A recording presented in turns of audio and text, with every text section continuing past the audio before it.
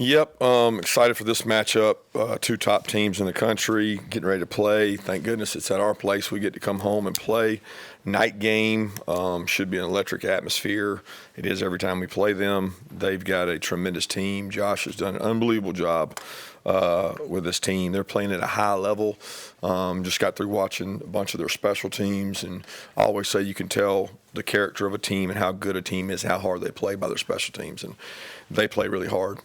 Defense, offense. I think they're top in the conference, maybe top 3, top 2 in almost every category on offense and defense. Which, as you know, that was what we faced last week. They were pretty high in both, but this team is playing defense at an extremely high level, and they have an extremely explosive offense and extremely physical offense. So it's a great test. Nico's playing really well in terms of athleticism, and he's got great arm talent. As you sit down and watch games, you start to realize how good this team is and how well they've played.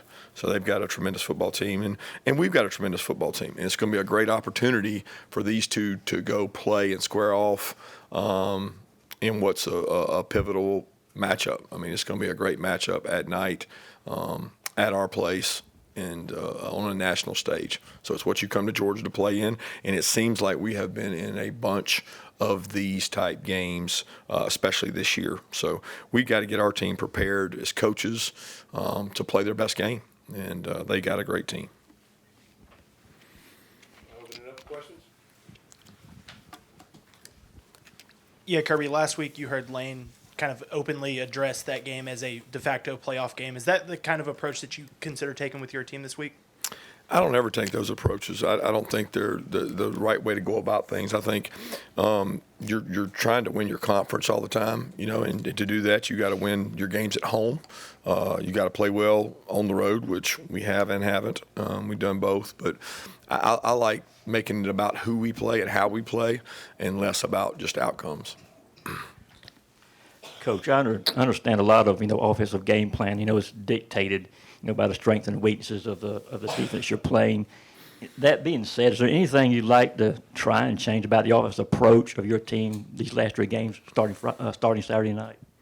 Execution would be the biggest thing. I feel like there's been a couple, you call them wasted plays or wasted drives, where we have a stupid penalty, we have a good play with a negative play with a penalty, and you start kind of backed up and screw things up. We haven't had a lot of great field position the last couple games, where we have had some unfortunate things with special teams that have happened. But, be more efficient is the most important thing, and that's our biggest struggle, is staying ahead of the chains for third downs and putting together drives where we don't have turnovers. And at the end of the day, you have 2 to 3 turnovers a game, more than the other team. You're not going to win a lot of games if you have that many more turnovers than them. Kerry, you talked after the game about, the injuries you guys are dealing with on the offensive line. In a game week like this with Tennessee, how do you sort of strike that balance and trying to get those guys healthy, but at the same time getting ready for a big opponent on Saturday? Well, you go with what the medical people give you. You know what I mean? If a guy's healthy enough to practice, he practices. If he's not, then he doesn't. So I go at the recommendation of the tremendous training staff we have. Those kids want to practice. They want to go out there and do it. And sometimes they can. Sometimes they can do certain things and they can't do others. I defer to those guys. And most of the time, especially on your offensive line, it's like the toughest unit you have. So they're going to give you everything they've got. And they want to go out there and practice and play. But in some cases they can, some cases they can't. Yeah, what have you seen out of Ernest Greene this year and how he's developed as a player? Yeah, Ernest is number one. He plays the hardest position in all of football, which is the left tackle position. I think he's done really well. We've rolled some there, and that Monroe spells him sometimes. Ernest has been dealing with an injury, a really tough injury to manage, and he has burners. He's gotten some stingers and burners over there on his shoulder. So even he last week was limited in how much reps he could get in practice. So for him, he's frustrated because right now he's trying to improve and get better, and sometimes you can't do that when you can't practice every single day and you can't go out there and maybe bang and compete like you want to. But for a guy that's played left tackle for really 2 years in major college football, and he's been part of an offensive line that has done a great job protecting the quarterback over the course of 2 years. Coach, over here, how much similarity do you see between what Ole Miss and Tennessee does on offense in consecutive weeks, specifically at the quarterback position? Not real similar. Two different offenses. Kirby, having a chance to go back and watch the film from Ole Miss, can you give us an assessment of how you feel your offensive line performed? Yeah, I think there's a lot of plays where we blocked really talented, good players, and we were able to run the ball at times effectively against a really talented defense. There were others where we didn't block them, and our backs made some extremely, really good plays. I mean, I thought Trevor and Nate had some of their best runs of the year, considering what the blocking was or what we got done up front. And then you go to the pass game, and there were times we blocked them and times we didn't. And at the end of the day, when you play from behind and a team can rush the passer like they do, their number one is elite. Principally is an elite rusher. He did not play against LSU. LSU threw the ball, I think, 50 times in that game. You got to wonder, if that guy's out there for 50 passes, does he have an impact on the game? He did not. He had an impact on our game for sure, and he does a really good job. But our guys I'm completely confident in our offensive line. I think our offensive line it's got a good offensive line. We can't put them in a harm's way. And when you play on the road, guys, there's not a guy in this room that's lined up at left tackle with 80,000 people screaming at the top of their lungs, and he knows it's a pass. He gets a distinct 0.5 advantage, and 0.5 is a lot. Trust me, I know from coaching this league, it's hard to do. You got to find ways to help people. You got to be able to run the ball to slow it down, and you got to help them out some. Yeah, Kirby, when it comes to the quarterback position, how do you as a coach decide what the guy at that position needs to hear when he's going through adversity? And specifically with Carson, I guess, what does he need to hear in those moments, and how does he compare to some of the quarterbacks you've had in the past? Well, there's need to hear, and then there's need to reaffirm what's true. What's the actual truth? Because we don't deal in narratives and themes and what people say and social media fodder and what you guys think. We deal in truths, and the truth is what we usually say. Tell them, that's a good decision, that's a poor decision, that's a good drop, that's a bad drop. That's a good protection of the ball. If you're going to take a sack, that's a poor protection of the ball. We deal in truths, and we don't go much past that. Obviously, speaking of truths, passing the ball and turnovers and run game have all been issues with the offense lately.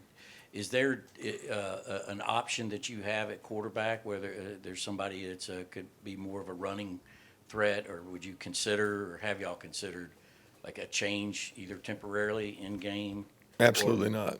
We got the quarterback we've got who's completely competent and capable and understanding of our system and gives us the best chance to win. Kirby, from a big picture perspective, not just the Ole Miss game, what are the main reasons you think the offense hasn't been as productive this season? Well, we played really good defenses. So you guys will look at a stat sheet and you'll say, where do they rank? And I'll say, well, against who? Because relative to who we've played some really good teams. But I would be remiss if I would say that we're happy with where we are. We're not happy with where we are. We've played some really, really, really, really good defenses, I think, this year, more than most people in terms of their schedule. And when you look at the SEC games, the ones that matter the most, SEC versus SEC, and you look at all those, it's not as glaring as a difference because there's some really good defenses in our league in terms of what you play against. But we want to be more productive. We want to be able to throw the ball vertical down the field. We want to be able to shoot and play action. Play action set up off of your backs and off of your ability to run the ball. In some games, we have been able to run the ball better than others. In some games, we've been able to drop back pass better than others. But regardless of those two things, you must protect the ball. And we have not done that. And that's the key to the drill. If you don't turn the ball over, guys, you're going to have a chance to win. And then the flip side of that is you got to get turnovers.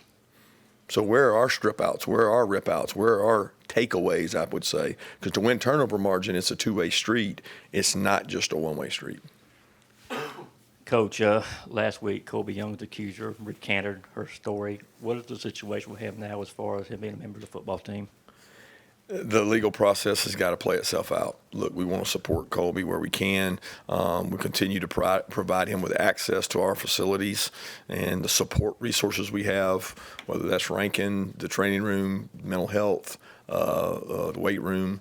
But the legal process has to play itself out before we can do anything.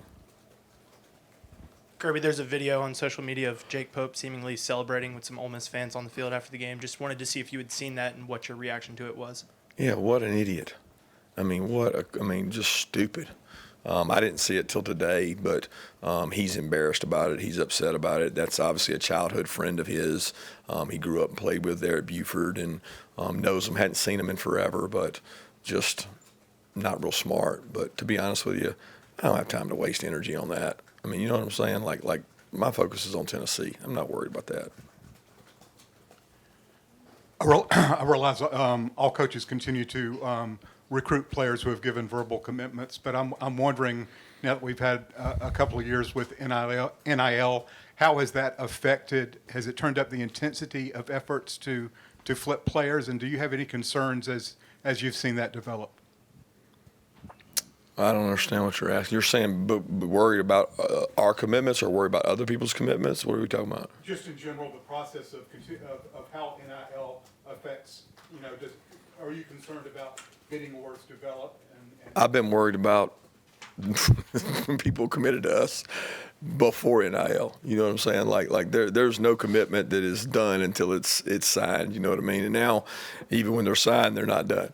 So like that I don't know that if you're trying to make it about NIL causes this.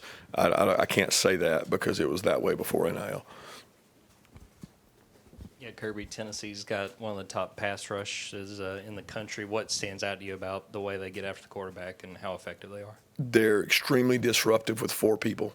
They don't have to add in. They do pressure, and they pressure well, but they don't have to. They get after people with 4 guys rushing. They 2 platoon, play a lot of guys. They got elite rushers on the edge, which we all know about. But, nobody talks about how hard they play internally. I think Coach Garner's done a tremendous job with the physicality they play with across the board on the defensive line is tremendous, and they play really hard. Kirby, you often talk about the rigors of the SEC schedule, and without divisions this year, there's kind of a logjam of a lot of mathematical possibilities of who can still get to the SEC title game, and you're wrapping up your SEC schedule. Is it more competitive than years past? Is there more parity? If so, why? Just your thoughts on that. Yeah, I think the statistics say there's more parity. Just looking at the sheer differentials in games, looking at the matchups, looking at the number of teams that are still in it. Some of that's because of the non-divisions. It brings everybody into it. But there's a lot of good football teams, and it's a war of attrition. It's like I've talked about all year. It's an emotional roller coaster that you don't want to be a part of. You want to navigate this thing with a long-term mindset in your approach to it, and there's a lot of good football teams out there, and there's a lot of good games left to be played. There's a lot of good teams left to play games. Yeah, you talk about Carson getting in the right place, things like that. How do you feel, I guess, he and the O-line are doing in terms of communicating, protections, checks, things like that? How has that continued to evolve over the course of the season with obviously offensive line shuffling, Jared playing center, things like that? Protection checks, he's elite at. He does a great job. He's really smart. He does an awesome job. That communication there's no communication issue there. It's if anything, it's blocking. You know what I mean? Like you got to go physically block them and get them blocked. It's not a communication. It's one-on-one. Same way our guys beat people at times, one-on-one pass rush. Sometimes you get beat, and it's usually not a communication error for us. Time for one more question. Yeah, where or what areas have you guys as a team gotten better since the bye week? Well, I would say the tackling on defense was a big deal for us, and at times we've shown the ability to prove. I don't know which bye week you're referencing. I guess you're talking about the last one. Since after the Texas game. Yeah, after the Texas game. So we worked really hard on some protection things that we wanted to do differently on offense. We've been able to utilize some of those. Some of those were in the Florida game, not necessarily in the Ole Miss game where we were in a little bit more pass-happy situation. But I thought that Nate Frazier's improved a lot during that time. He's gotten better. I think special teams-wise, we've added a few wrinkles. We've changed a couple things schematically, defensively that we're doing different. So the improvement is not seen sometimes in 2 games.